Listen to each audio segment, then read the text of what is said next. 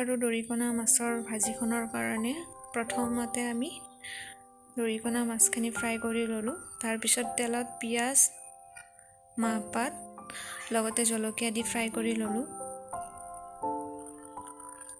এইখিনি অকণমান টাইম ভাজি থাকিব।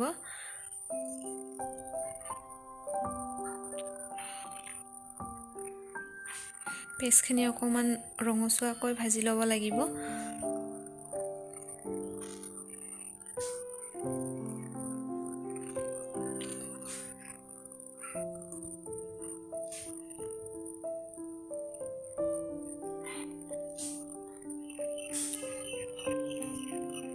তাৰপিছত এতিয়া আমি সিজাই লোৱা কচুখিনি ইয়াত দি দিম। দি পেলাই এইখিনি ভালদৰে লৰাই দিম।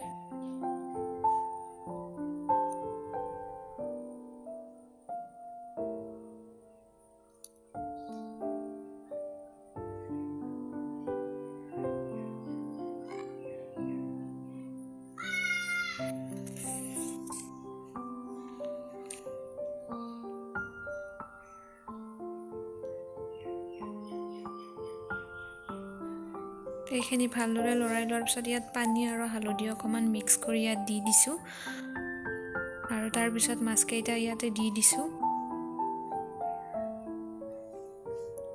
আৰু এয়া আমাৰ হৈ গ'ল কচু আৰু দৰিকণা মাছৰ ভাজি।